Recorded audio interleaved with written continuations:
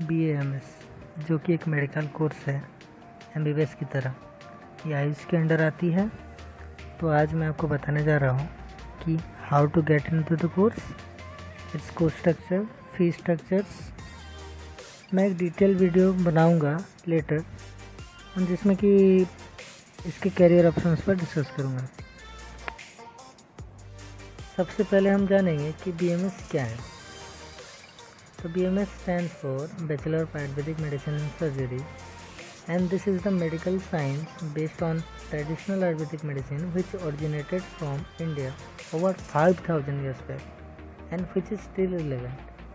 फिर अगला क्वेश्चन है BMS के ड्यूरेशन क्या है। तो मैं बता दूं कि एक 5.5 years का कोर्स है, जिसमें कि 4.5 years का क्लासरूम होता है एंड 1 year का इंटर्नशिप रहता है, जिसमें कि आपको मंथली स्टाइपेंड भी दिया जाता है। इसके स्टाइपेंड की value state to state vary करती है, और in Odisha it's around 17,000 rupees. तो तीसरा क्वेश्चन ये है कि how to get into the course.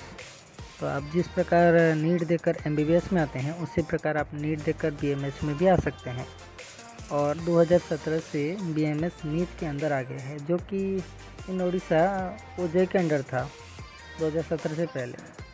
बस इसके लिए बस आपको एक अच्छा सा रिजल्ट चाहिए नीट एग्ज़ाम। चौथा क्वेश्चन ये है कि BMS में आने के लिए कौन सी काउंसलिंग की ज़रूरत पड़ती है।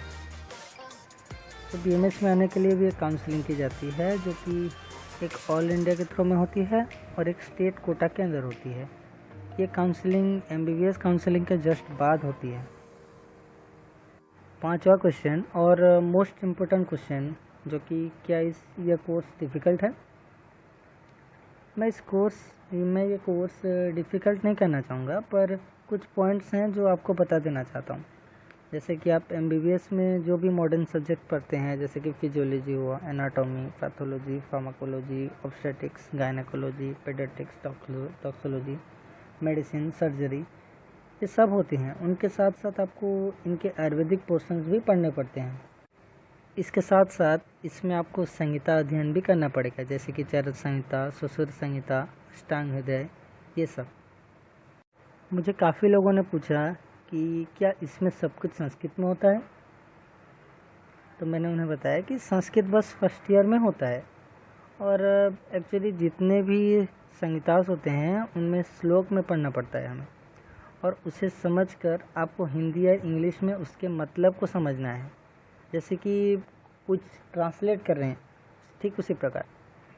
इसके लिए घबराइए नहीं, धीरे धीरे कर हो जाता है। बहुत से लोगों का ये भी क्वेश्चन है कि क्या BMS करके हम अच्छा कमा सकते हैं।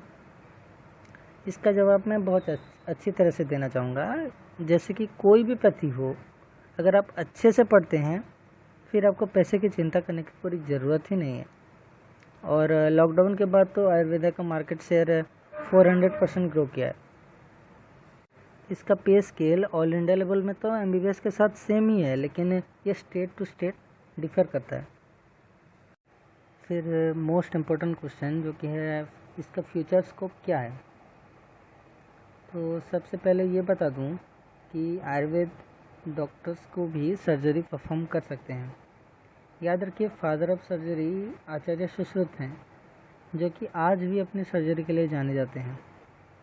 और आपको मैं ये भी बता दूं कि इंडिया में आयुर्वेदा डॉक्टर्स को भी अब जनरल सर्जरी करने की अनुमति मिल चुकी है, जो कि बहुत पहले मिल जानी चाहिए थी।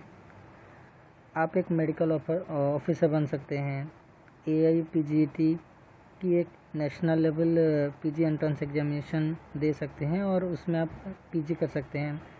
बहुत सारी फार्मा कंपनियां आजकल जॉब में ले रही हैं, उसमें आप जॉब भी कर सकते हैं, खुद का क्लिनिक ओपन कर सकते हैं, और सबसे इम्पोर्टेंट चीज़, आप इसमें बहुत सारी स्टार्टअप्स कर सकते हैं। और इसमें बहुत सारी फीचर स्कोप्स अवेलेबल हैं, अगर आप अच्छे से पढ़ते हैं तब। हमने इस कोर्स के बारे में तो बहुत कुछ जान लिया, बस आप लोग पूछ रहे होंगे इसका कट ऑफ क्या होगा। तो last year all India quota में उड़ीसा में 523 गया था। इस साल भी ऐसा ही कुछ जा सकता है, बस थोड़ा सा ज़्यादा जा सकता है।